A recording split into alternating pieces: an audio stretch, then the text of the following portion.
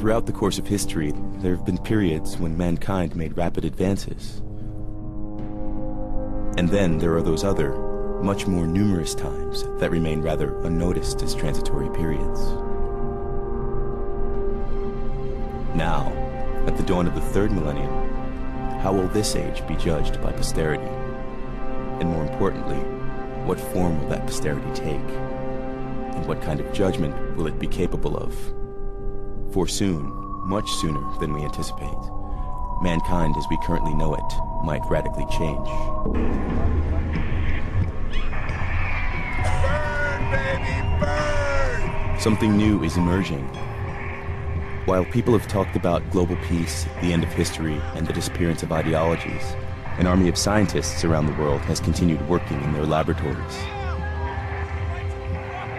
The impact of this work is now slowly surfacing.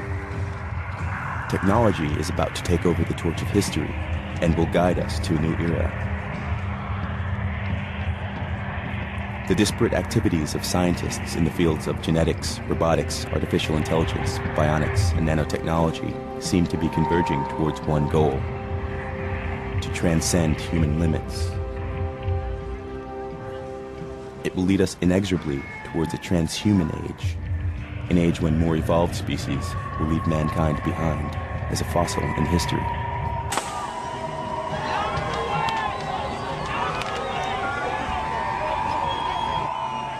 We are shifting to a transhuman base.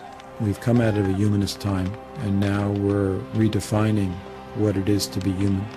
Whether we like it or not, we're becoming cyborgs. We're becoming transhumans. We have the opportunity now to try to do things better than nature has done. Why not have a stronger arm than we have? Why not be able to run faster? Why not be able to have tougher skins? If you're going to replace your eye for vision, why limit it to visual? Why not give it the kind of vision a bat has? Give it ultrasound. Could you imagine a Versace body design? Can you imagine a Terry Mugler body design? These individuals, the late Versace was an incredible designer. What if he was a transhuman? What if he was an artist who really wanted to combine art and science? I bet his designs for a future body would be astounding. We really, really do want to violate human limits now, and we're getting closer and closer to the ability to do it. It's what we want. And here we are in the brain research laboratory. Yeah, here's the brain when it was stored. Dr. Robert White is a neurosurgeon at the Cleveland Medical Hospital in Ohio. Now here are some pictures. In 1963, he performed the first experiment to keep a brain alive outside the body.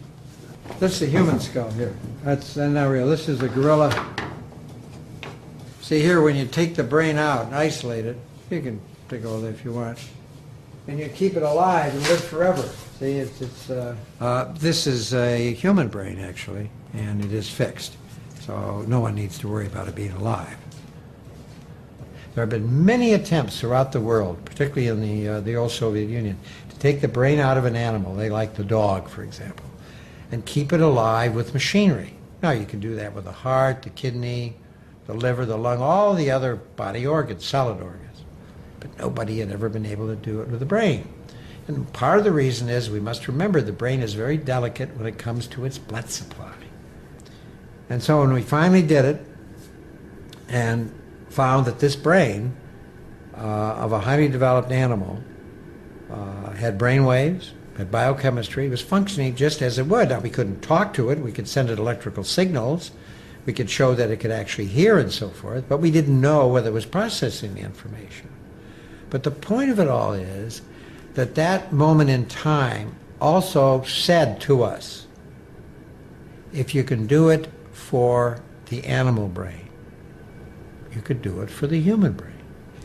This incredibly brilliant scientist, Stephen Hawking, who's an astrophysicist actually, he is now in a wheelchair and literally speaks via a computer. And some people, perhaps unkindly, have described this wonderful man as sort of a head on a computer, basically. But he would be somebody who potentially could survive his diseased body through a total body transplant. To prove that the brain was in fact functioning normally while in this state, Dr. White needed to undertake a second experiment, during which he succeeded in transplanting the head of a monkey onto the body of another. The creature survived for 7 days before the body rejected the head. In the monkey experiments, these animals are as much a monkey as they were when they were in their own original body. So I would presume, and I'd go beyond that, I would be assured that the monkey personality is retained. So consciousness can be transplanted. Obviously, personality, if you want to speak of the monkey having personality, can be transferred. And so you might ask, where did this bring us as far as the human spirit or soul goes? And I guess you could argue it can be transplanted.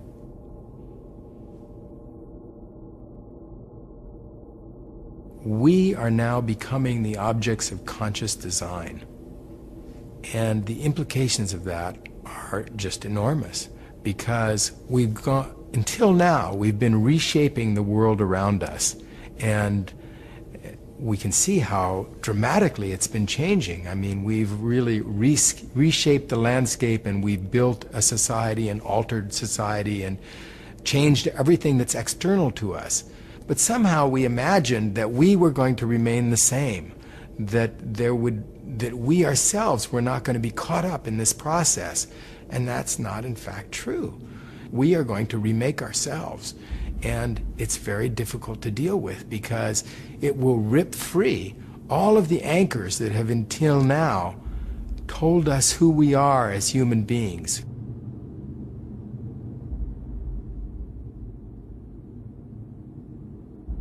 We're at the end of a definition of what a normal human being is.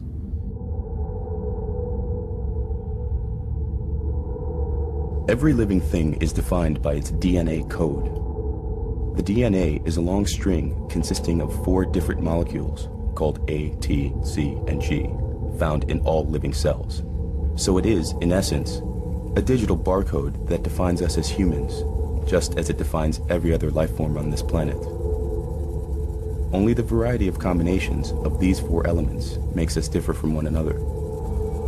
The Human Genome Project was started in 1990 as the largest technological enterprise ever, with a budget far outstripping that of the race to the moon, and involving hundreds of laboratories around the world, all with one main goal. Fundamentally, it was about determining the complete sequence of the human genome, the 3 billion letters that make up our genetic blueprint. And we know we have the code before us, and it's truly remarkable. It is a digital code, and buried within that code is information about what are all the genes necessary for making a human brain, all the genes necessary for making a human liver, or the heart, or any part of the human body. And now the fun stuff begins, because we get to start to crack that code, having the order of the letters in front of us. But fundamentally, it is very much a digital code. The secret of life itself, the DNA molecule. A genetic discovery that could give man the ability to create life to specifications. With it comes the power to change evolution itself. Never have we had such opportunity, or such awesome responsibility. Change DNA structure in the lab is fairly straightforward and it's fairly simple. You can study a piece of DNA to unravel its function. You modify the composition and you see what the effect is on function. That's daily routine in a lab that has this technology. Going from the lab to the person to therapy, in theory, is the same thing and is as simple. In practice, it has been shown that it's a lot more difficult. And the reason why it's so difficult is not that we don't know what pieces of DNA to put in, is that we do not succeed sufficiently and at a high rate in getting these pieces of DNA in the right cells. But we have learned how to do it from nature. What is a viral infection? It's a virus that sticks to the cells, that enters the cells, and that uses the machinery of the cells to multiply itself. Now you take this virus, you cut out the pieces that are dangerous so that it will still stick and be engulfed but not develop in the cell. And then you add to this some other tools that the virus then can use to cut out the bad DNA, stick in, splice in the good DNA. This is a mechanism that is used now to do gene therapy using viruses. The ability to tamper with our genes has obvious applications. We can change DNA to prevent or cure hereditary diseases. We can alter the DNA of donor organs that are to be used for transplants so that the body of the recipient won't reject them. The organ doesn't even need to come from a human being. It could perfectly well be that of an animal. Pigs would be a good supply of kidneys or other organs to transplant in humans. But because of the difference between the two species, the pig kidney or the pig liver will be rejected by the human. So if we can humanize the pig kidney by putting in some human DNA, which will make the cells look a little bit more human, so that they are not rejected by the person immediately, then there's a better chance that you'll have a take. And this is tried to humanize animal tissues, and it's becoming a big industry because we need more organs.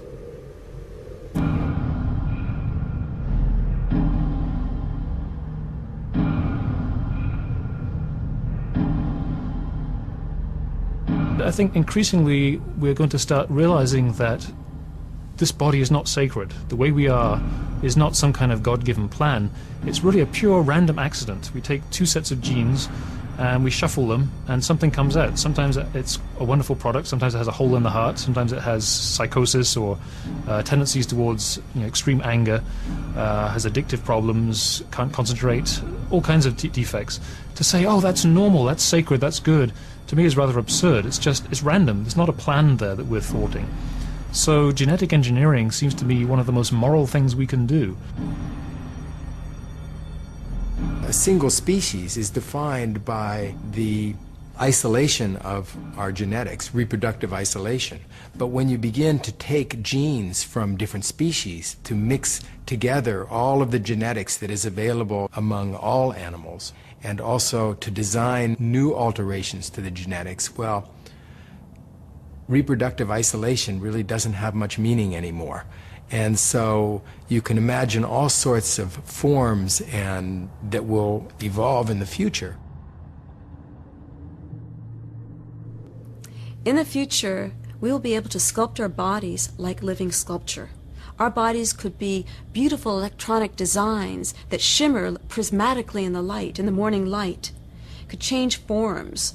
It could become a piece of marble on one hand and then totally mutate into some fluid type of luminescent, snake-like quality. After all, the body is an extension of fashion. You can rearrange the human body and try to make humans fly, even though humans are very heavy. And some mammals fly, like bats fly, but they're much lighter. But it's an intriguing question because it brings up the issue of not just trying to take an injured human and returning them to normal, but taking a human and making them superhuman, making them go beyond. Our future is not to try and hold back genetic engineering, but to try and use it in a way that best serves us. If our children can be more intelligent and healthier and live longer lives through altering our genetics, why would we not want to do it? I mean, imagine if other children could live for 2 centuries, and if you could only live for 80 years because your parents believed that it was improper to tamper with human genetics. You would not be pleased with that decision. The same thing if your IQ were a normal IQ and all of your classmates were much, much brighter because there had been sort of some biological or genetic manipulation that was possible. You'd feel very angry about this. Once we know exactly how our DNA code functions, we will be able to enhance our bodies. Human life will improve from one generation to the next as we control and accelerate natural evolution. But a rival to mankind is appearing on the horizon, a rival that is evolving much faster. Are people becoming obsolete? A giant electronic brain has started cogitating at the University of Pennsylvania. It's made of vacuum tubes like your radio, and it can add up a column of figures a yard long in a second. It's the world's first electronic computer. Right now, it's solving mathematical problems for the U.S. Army, but who knows? Someday a machine like this may check up on your income tax. So imagine the human abilities as kind of a landscape with some peaks, which are the things we do well, and some valleys, which are the things we do really, really badly. There are things that we do extremely well, which are things that were important in our survival for most of our evolutionary history, things like moving around and socially interacting and perceiving the world. And there are things that we have only recently learned how to do, things like general reasoning. An extreme example is arithmetic, where we are very, very, very inefficient. Computers are different. They are universal machines. With an efficient program, they can do almost any one of these tasks equally well in some abstract informational sense. So the skill of computers can be likened to a water level that's uniform. The water level is rising. And it's rising at a rate that is about 10 million times faster than the rate at which we evolved those abilities. That and a number of other calculations lead me to believe that the highest peaks will be covered by this rising flood in less than 50 years.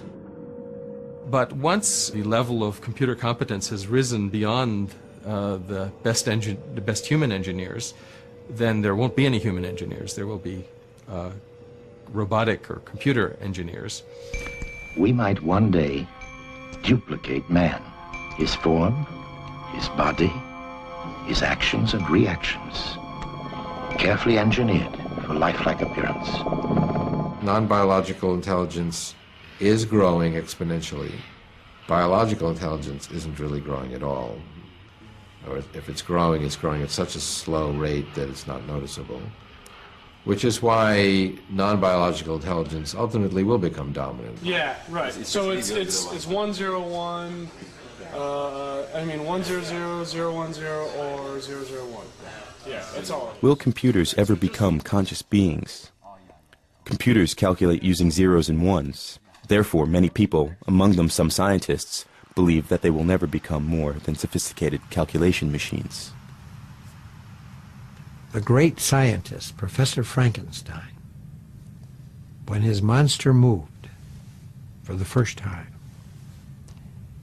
without knowing it, he spoke of the absolute distinction between the artificial brain and the human brain when he said, "It's alive." It's alive! It's alive! It's alive! It's alive!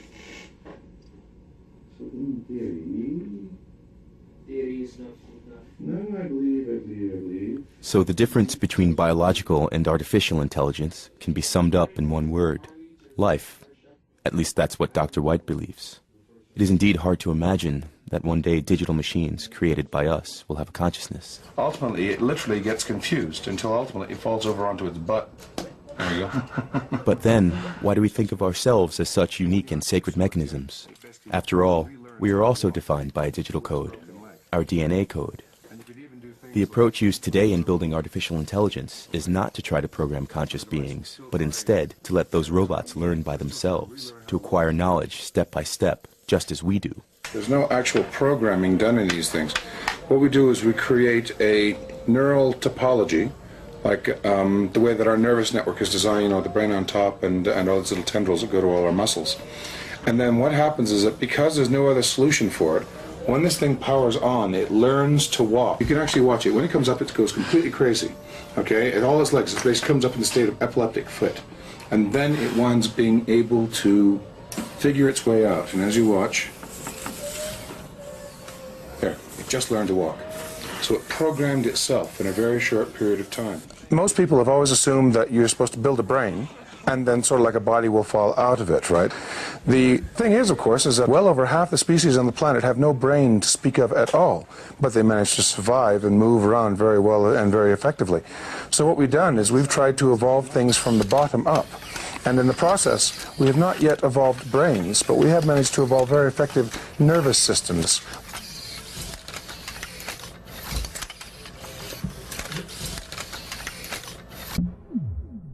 Self-organizing systems such as neural networks can yield remarkable results. Carl Sims made a software program of small cubic creatures that were able to evolve. Those that moved the fastest got the right to procreate. But there was always random change built into their program, into their genes, so to speak, in order to make them evolve. And Sims watched the strange creatures that appeared on his computer screen. He also let them compete for a green cube. Then, something extraordinary happened that wasn't programmed.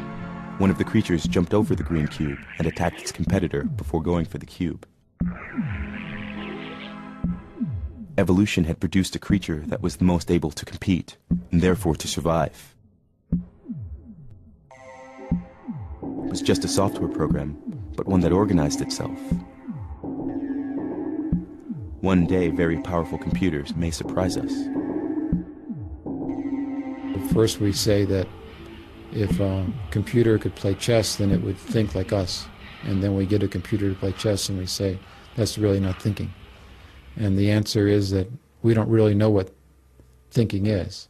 I would argue that machines do a pretty good job right now at thinking, and they don't do as good a job at creating, although we don't really know what creating is. And they don't do a very good job at having a soul, but we don't really know what a soul is. But when we can define it, they do a pretty good job at doing it. I'm not like you. Aw, he say he loves me. I love you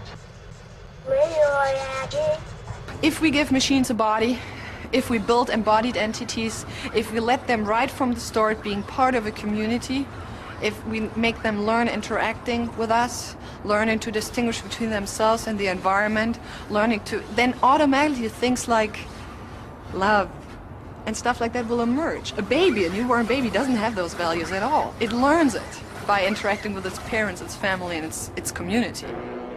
Is it love that these robots will learn once they become intelligent, or will they turn against their creators?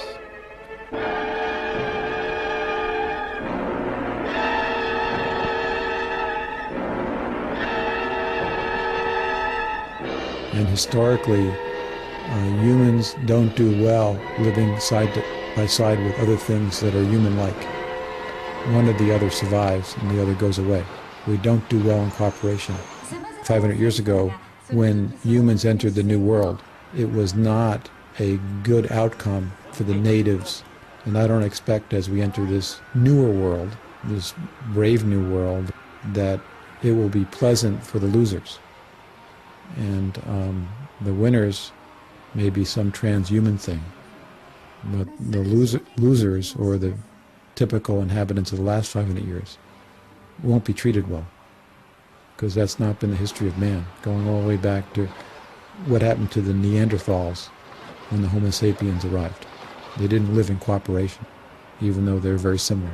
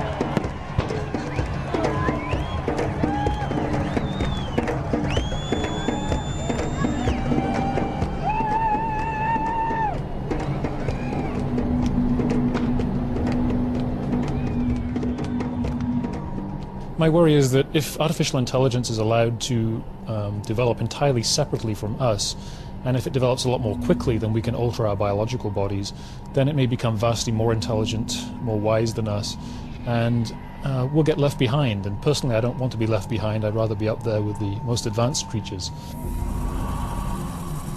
If we don't want to end up obsolete at birth, if we want to stay the most advanced beings, there seems to be only one solution: to become robots ourselves.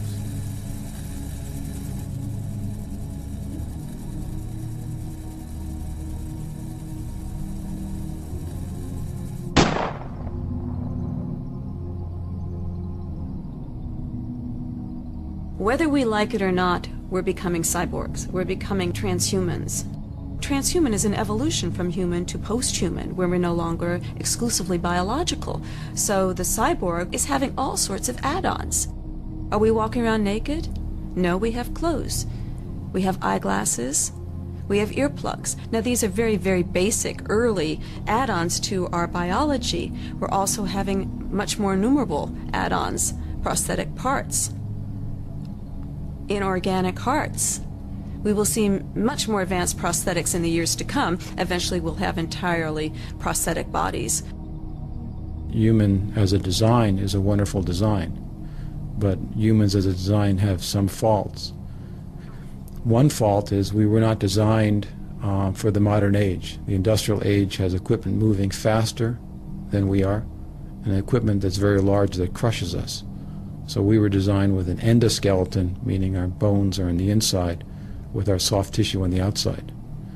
The world would be better for us now if we had our bones on the outside, like an exoskeleton.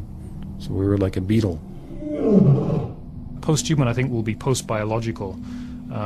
By that I mean that it'll be a gradual process. There won't be any sudden transition to a different form. I think we'll gradually integrate more and more technology into our bodies. We'll be replacing our organs with more efficient organs. We'll gradually replace this neural tissue because it dies off after a while. It's easily subjected to chemical damage. So eventually I think we'll replace our brain cells with essentially computerized parts. It'll be much more efficient, much more powerful. To become cyborgs able to compete with the rapid evolution of computers, we first have to understand how our own brains function. The research in this area has boomed in recent years. One of the factors behind this is the development in scanning techniques.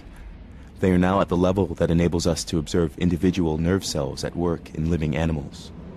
So is this dying out here? Or I mean, is that it's in the process of growing in. The technique is based on fluorescent jellyfish. Dr. Lichtman isolated the gene responsible for the fluorescence. He implanted it in mice and continued his experiments until he had a mouse of which only the brain cells were fluorescent.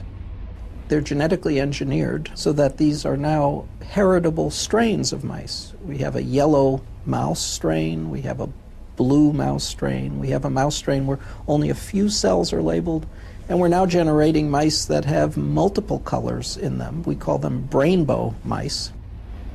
With this technique, we can see individual nerve cells make connections with each other and emit signals. It's really quite jaw-dropping. It's beautiful when you look inside and see these nerve cells that have always been there, but never easy to see before in living animals. This technique is used now by many laboratories, helping in their efforts to understand how the brain functions. Other scientists use a completely different approach. They take the brain cells apart and let them grow in a small dish on top of a computer chip.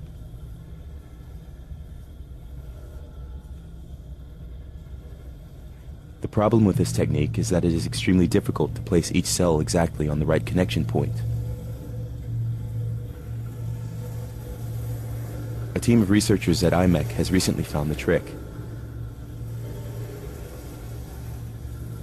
They printed a pattern on the chip with a product that the brain cells love to eat.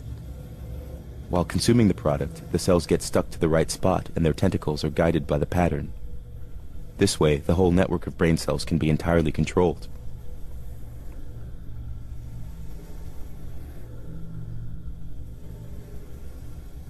Some scientists have already been experimenting with such brain dishes. Their chips were less precise, but their results sometimes remarkable. Let me disconnect the light show. Dr. DeMars, for instance, tries to communicate with his brain dishes and teach them several tasks. So each of these dishes contains about 20,000 or so neurons, which are firing away as we speak. So each one's an individual network, and they'll fire spontaneously. We take living rat neurons, and they will rapidly form a neural network. And we have this grid of electrodes underneath the surface of these living neurons, and we can listen to the conversation among the neurons. And we can also stimulate activity within that network. We can send in different patterns of stimulation and look at how the network changes as a result of those stimulations. And that's how we do what we do. What he does is to teach his brain dishes how to control an airplane. The network can essentially fly the aircraft in a pretty optimal way. So it won't overcorrect too much, and it'll be able to stabilize it in a wide variety of conditions. I think I've programmed like a 50-knot crosswind into this one. It was what it looks like. You can see it, the aircraft, when it hits one of these crosswinds, how it begins to oscillate. The oldest dish that I've had is at 2 years. And the only reason why that dish died was because we were moving the lab from Caltech to Georgia Tech. Otherwise, that dish would probably still be alive today. Each dish has a characteristic, so you can learn to recognize one dish from another dish. They're demanding, though. You have to feed them once a week. More and more, we will be able to measure and understand how our brain cells function. Deciphering our consciousness is another question. But the experiments of Dr. Yang Dan have proved that in principle, it is possible to read and to understand the brain. I didn't know that we started this thing again. So this is a digitized movie. We present this to the animal, and we record the activity of their visual neurons. And these electrical signals that we recorded from will travel through these cables. She managed to tap the vision from the brain of a cat and to reconstruct what the cat sees onto a computer screen. So this is a digitized movie. This particular movie is a short clip from Indiana Jones, I think. Here we see the two images next to each other. On the left, the image that was shown to the cat. At the right, the image that is tapped out of the cat's brain. The picture has a lot of random flickering, the noise. That's probably the noise of the actual neurons, because they sometimes fire spontaneous spikes. We consider those noise, but maybe they reflect something else, maybe the thoughts or something. But we can't distinguish that. So when we use all of those, thinking that they represent visual information, this is the reconstruction that we come up with. It is the first time an image was tapped from a brain. It proves that we can read and understand the grammar of it. The face is recognizable, but I still can't avoid the impression that the face has something cat-like.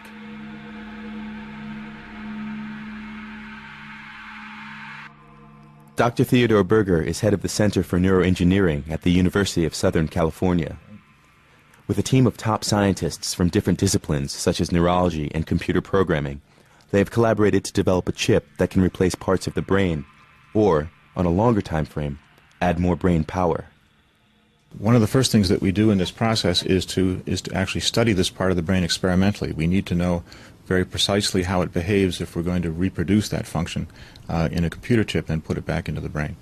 So what we do is to take the brains out of the animals that we use for these experiments and then slice up this brain tissue and keep the slices alive in a dish, and we study the electrical properties of these neurons. Neurons happen to use electrical impulses to communicate with each other the same way that transistors do in a circuit. And so essentially what we do is to test the cells to find out, when we give them computer-generated signals of all possible signals, we give them random signals and we ask, how do they behave?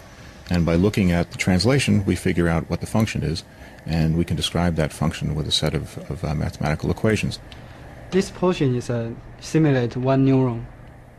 My colleagues have taken that mathematical model and built a microchip circuit, very small, millimeter by a millimeter.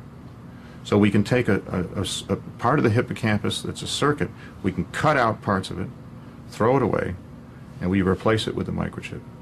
And so now the whole circuit works just like the biological circuit, so that incoming information looks like, incoming temporal patterns look like outgoing temporal patterns, just like it does for the biological piece of tissue. But now there's a microchip in there, instead of having biology in there. The chip is presently being tested on animals. One problem that remains is how to connect the chip to the brain. Today's technology uses tiny electrodes, but in the future, another option might be to put some brain cells directly onto the connection points of the chip. They would then be guided to form connections at exact points within the brain in order to establish the perfect interface. Ça pourra permettre de réparer des cerveaux endommagés à la suite d'accidents, de blessures, n'importe quoi, de maladies. Mais d'un autre côté, ça permettra aussi de faire une communication peut-être directe de cerveau à cerveau. Des choses qui sont effectivement pour l'instant limitées, la communication intra-humaine étant limitée avec la parole, alors que là, l'idée qu'on peut directement peut-être communiquer des expériences globales de cerveau à cerveau, c'est quand même quelque chose de fabuleux qu'on peut rêver. Et puis bon, il y a des tas d'autres applications peut-être plus pratiques à court terme. One such concrete application has already been realized. The chip is used to recognize sounds, since it can literally do that with the same accuracy as we do. So we've used these brain-based models as to develop acoustic recognizers. So we train them in the same way that your brain learns to recognize a particular sound. And one of the first sounds that we've developed is one for gunshot recognition. It's a model of how hippocampal neurons communicate with one another. That's all it is, biology. You got one over there across the park, then they have another one they used to have right there.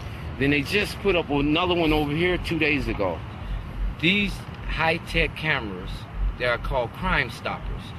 If a gunshot goes off to my left or to my right, the camera automatically traces down the sound of the gunfire and zooms in and takes pictures. You cannot buy a system today that can recognize speech signals or any other signal in noisy environments. They don't work. But your brain works that way, and because our model is based on the brain, our models work in noisy environments. And the thing is, there are no cameras installed in the white neighborhood, but we have 5, 6 cameras in the black neighborhood. So the black neighborhood is being watched.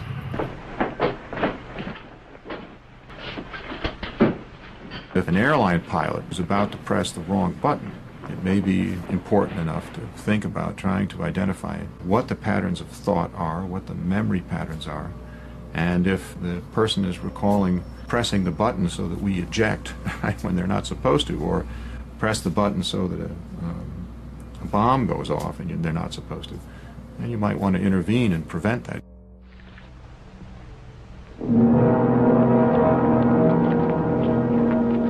I'm part of another project that is funded by DARPA that's trying to understand exactly that. I mean, how is information represented in the brain? And science is supposed to have all the answers. But this has got to work. It's not going to fail, not after we've come this far. We have here, for all practical purposes, a normal human being, except for his electronic sensory control system, of course.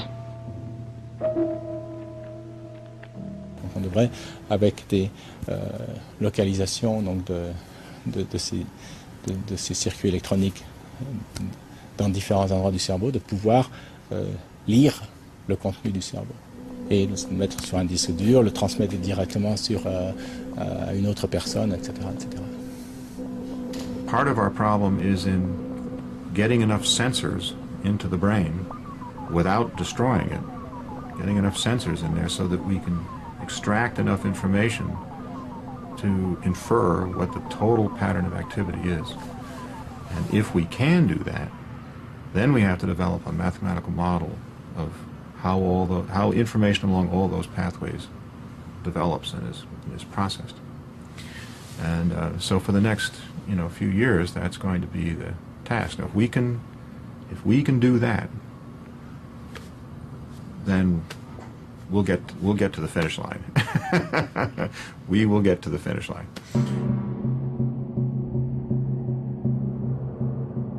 It's a conservative statement to say that by 2025, we'll be able to look inside your brain, see everything that's going on, all the interneuronal connections, all the synaptic clefts, all the neurotransmitter strengths, and create a huge database and copy down every salient detail, and then reinstantiate that information in a neural computer of sufficient capacity and create basically a copy of the thinking process that takes place in your brain.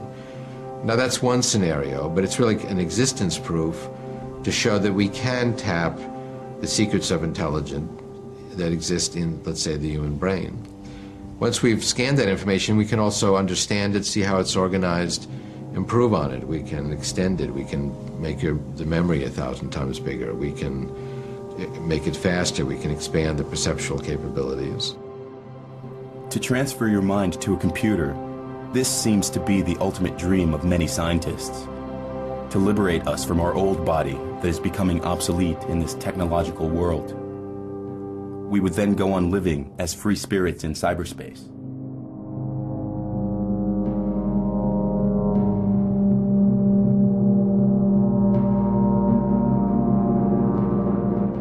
I'm not interested in a future where there are post-human beings if I'm not one of them. I want to be there. It's very important to me that I live and thrive in the future, not just to think about some robots taking off into space. I want to be there. So in a way, mind uploading is a shortcut around artificial intelligence that will allow us to have machines with human minds.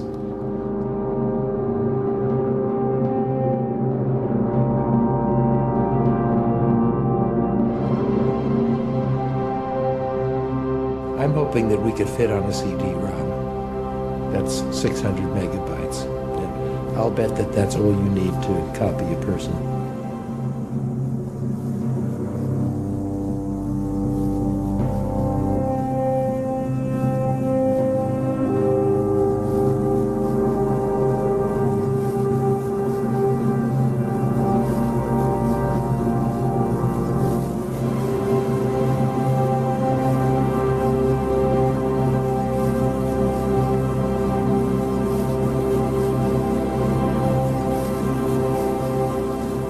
So it's a difficult time to predict what these new humans will be like. I think it's important to include the third component, which is the virtual, along with the artificial and along with the flesh.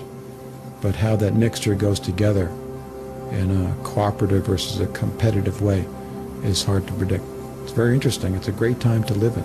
But I'm anxious to wait 50 years to see what the answer is.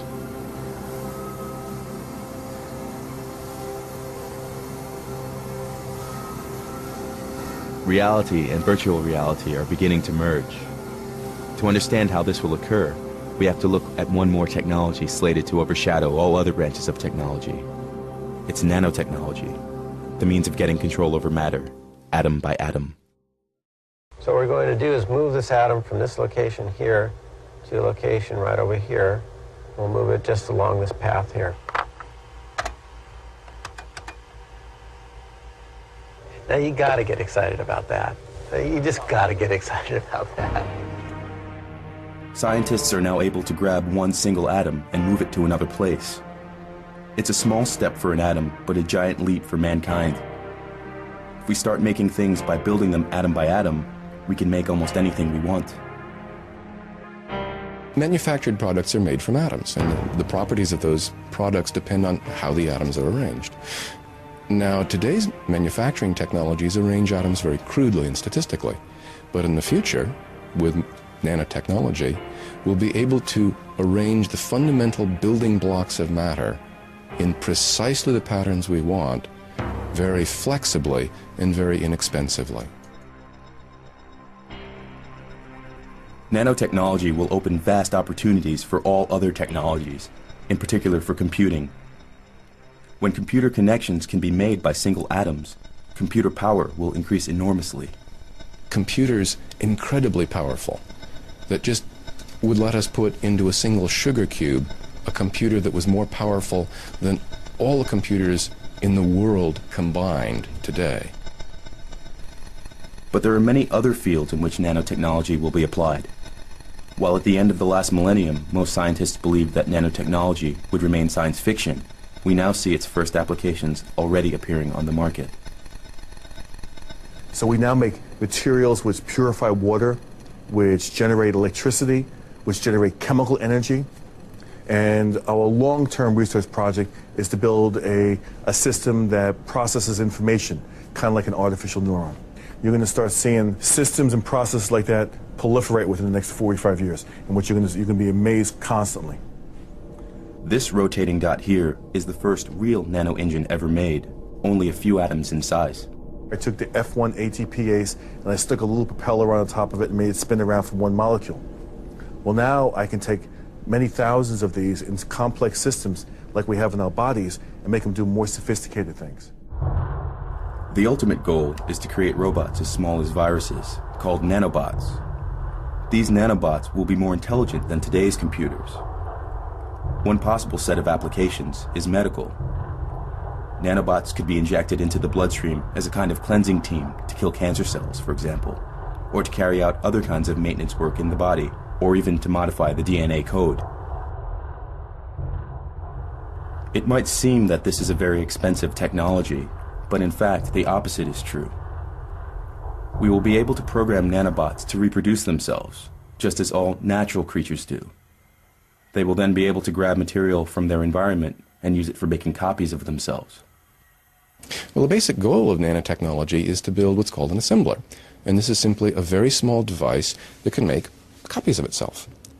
And it's a programmable device, so it can be programmed to build a wide range of useful things. Autoassemblers can be seen as a new form of life, comparable to viruses or yeast cells. They can reproduce themselves, and at the same time transform matter just as yeast cells change sugar into alcohol. The only difference is that these new creatures can be programmed to carry out whatever task we want them to. Change carbon into diamonds, perhaps, or create food.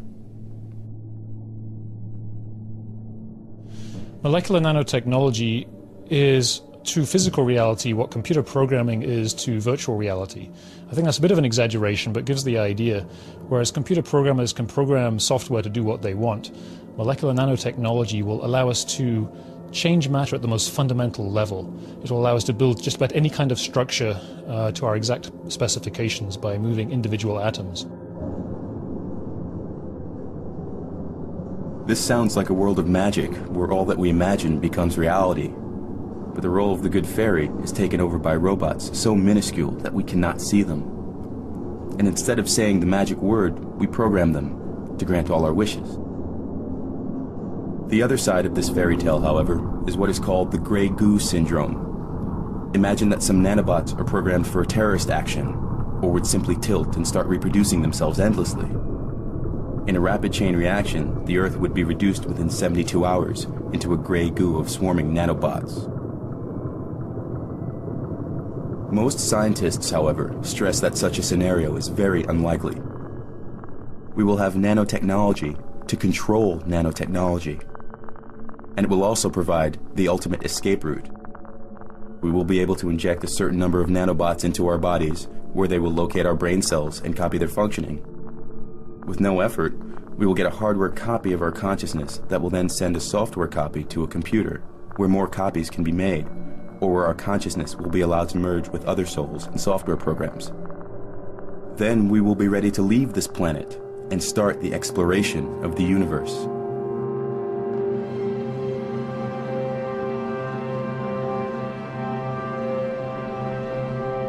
What is our place in this magical world where everything can be transformed? How will people deal with such a future? Or is it something that by definition goes beyond our human capacities to understand? Something that only transhumans will be able to grasp? Will we stay as we are and watch with wonder from the sidelines? Or will we upload ourselves and participate in the world as super beings? Let yourself upload to a network of nanocomputers and let the wind carry you.